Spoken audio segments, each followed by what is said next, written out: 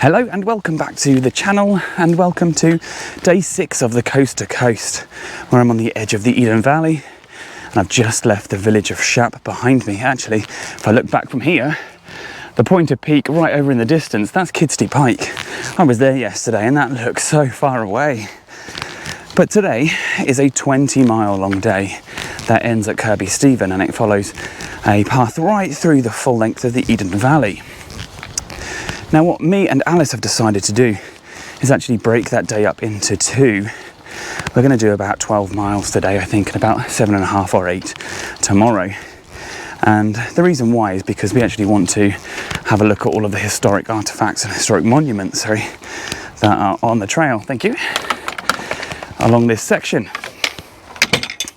And we feel like if we had to do 20 miles in one day, we wouldn't have time to really explore those ancient ruins. But I'm still going to keep this section down to one video, so this video will cover just 2 days of the trail, but 1 day according to the book.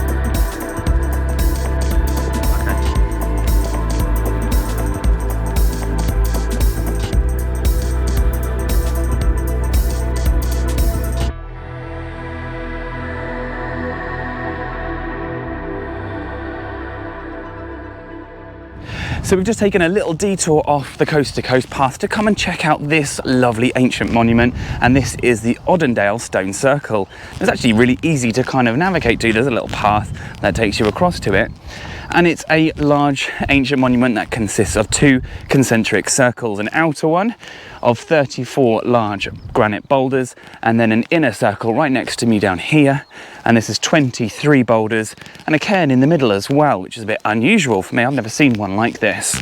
Now this monument hasn't been officially dated, but generally these stone circles date to the late Neolithic or early Bronze Age, and that's about 2000-ish BC, and the location is a prime spot overlooking the vast sweeping Lakeland Fells to the west, and then round this way all the way across the Eden Valley to the Pennines.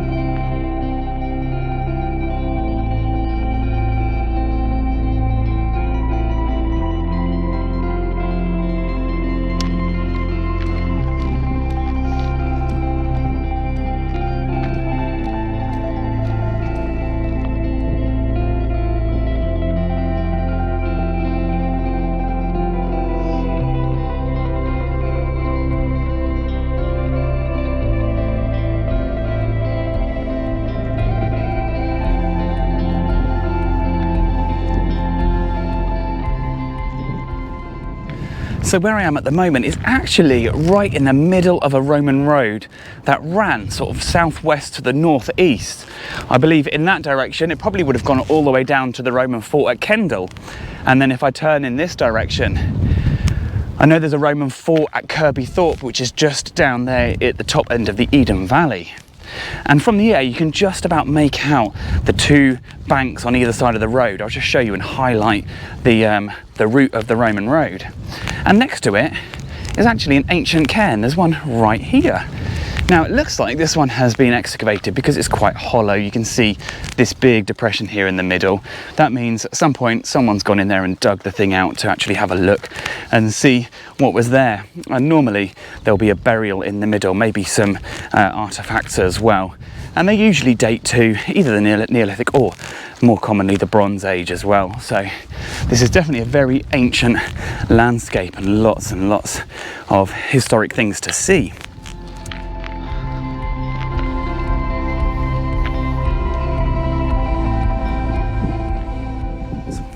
So we're just near Crosby Ravensworth Fell, and just over to my left, about 100 metres I think off the path, is another stone circle. So this one is just near White Hag, and it consists of 11 granite boulders in a small circle with some outlying stones, and again dates to roughly the late Neolithic or the Bronze Age.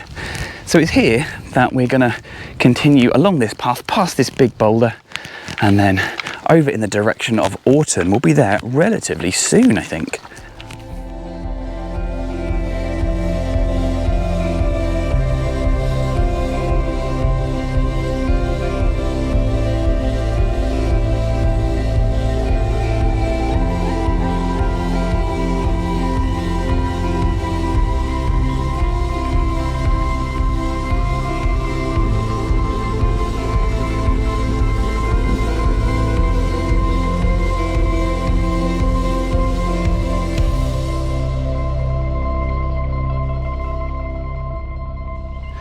So we've just descended down this steep path to the bottom of this dry valley, and about 100 yards just up there around the corner, you can't see it unless you're up here, is Robin Hood's grave. And it's not actually the site where Robin Hood was buried, but it's an ancient cairn, and it's not in its sort of traditional position, normally being on hilltops with really great views. So I don't know why this one is down in the base of this valley. Now in the book, in the Coast to Coast book, it doesn't actually give you any description about the cairn, it just says Robin Hood's grave, and I can't find any information online, so I'm not convinced it's an ancient cairn like a Bronze Age burial mound or anything like that. It's just not in that traditional position. But it could still be there, been there for sort of many hundreds of years. It was certainly there when obviously Wainwright walked this back in the 70s.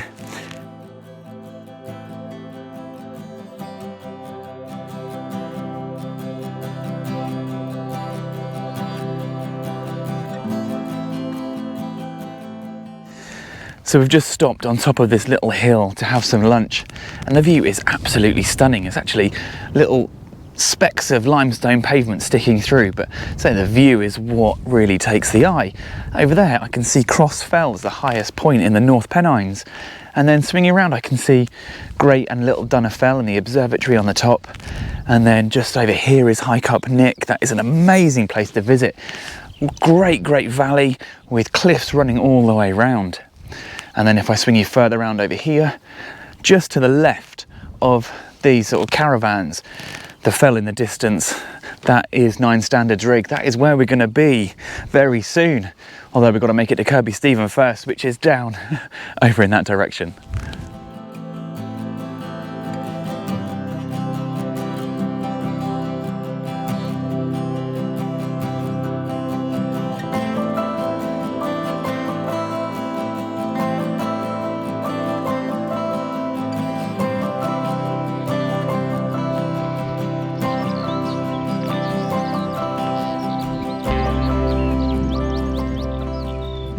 So we are just above Orton village at the moment. It's just over there. I can see the church just painted in white.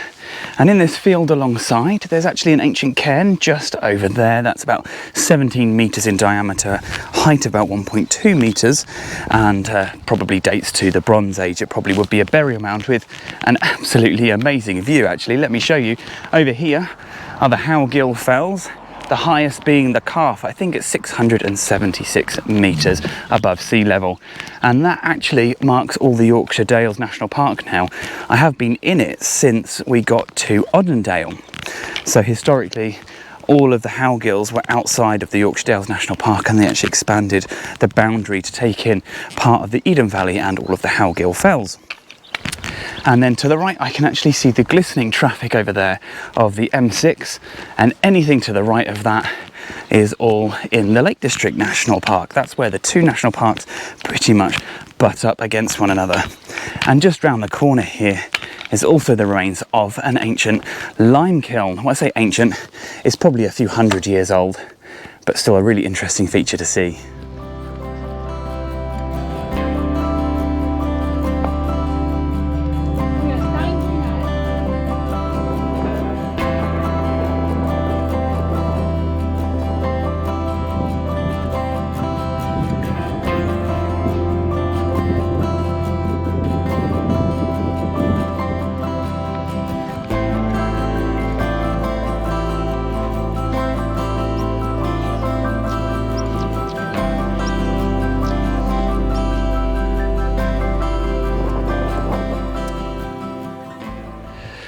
So just in the field over there is another stone circle, and it contains 40 Shap pink granite boulders, all of which have fallen, and one limestone boulder as well. Now, it's not particularly well seen from the trail, but you can walk down and have a look through one of the gates over there. And it probably dates to, again, the late Neolithic or early Bronze Age, so around 4,000 to 4,500 years ago.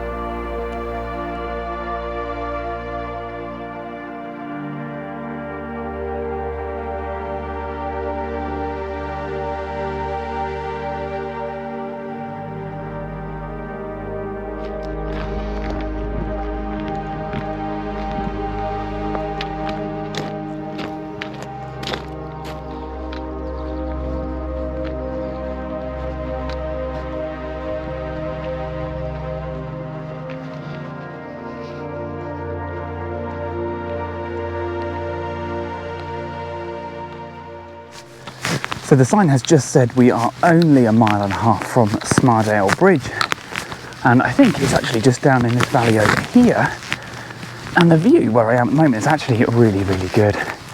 Now this big lump of a fell over here is Wild Boar Fell, and you can tell it is because of this left-hand corner. It's quite a distinctive little edge. And then round to the left is High Seat, and then between that is the Malastang Valley. And then up ahead, behind the wall, way over there, that is actually 9 Standards Rig, and that's what we're going to be going up after we've stopped at Kirkby Stephen for the night.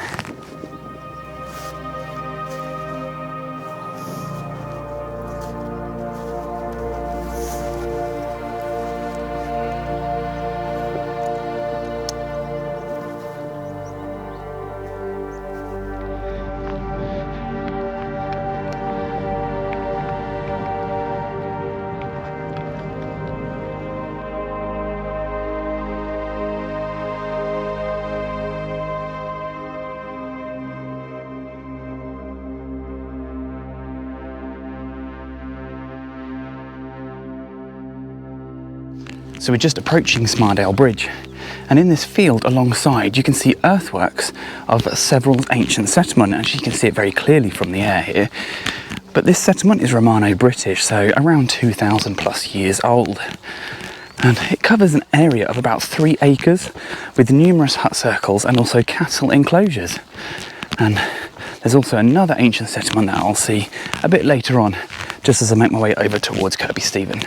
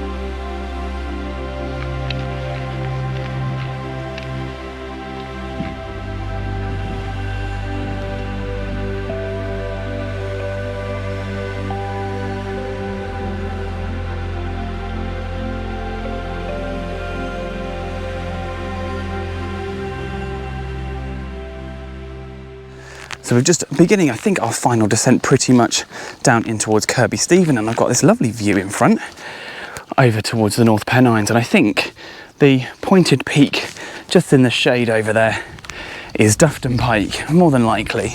It's got quite a distinctive shape, Dufton Pike, and it's definitely in the right direction towards Crossfell.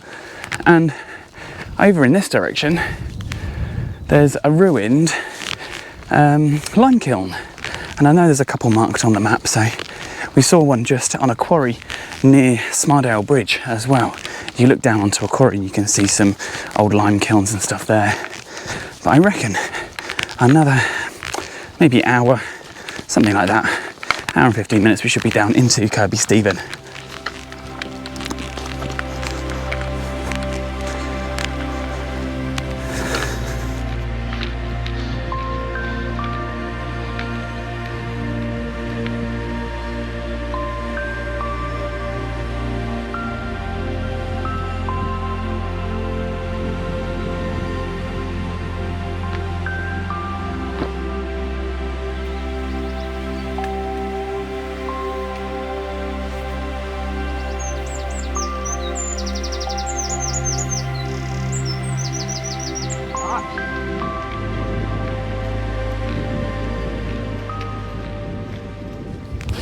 So we have just passed under the railway line.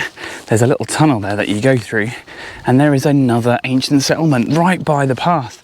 Actually, I can see some more earthworks on my left. Look around here. You can see a nice big circular enclosure there. And then on this side, another one. This is a big wall that goes round towards the railway line.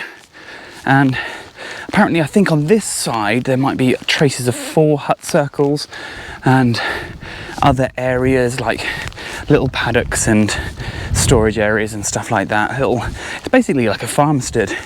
So imagine what a modern farm is like, where you have the houses, you have other little areas that are fenced off and stuff. So try and imagine something like that, but this one is well over 2,000 years old. I've just stood in a great big pile of cow poo. Great. Anyway, this is also our final, I think, descent down into Kirkby Stephen.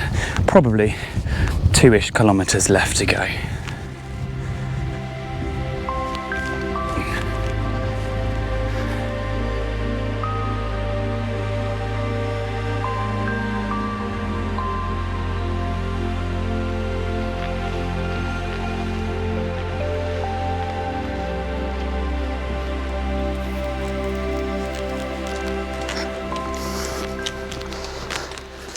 So we are just coming to the end of this part of the walk. The town of Kirkby Stephen lies just half a kilometre in front of me down this little narrow country lane. So if you've enjoyed this video, don't forget to hit like, hit subscribe, and also ring the bell to keep up to date with future uploads. And I will see you next time.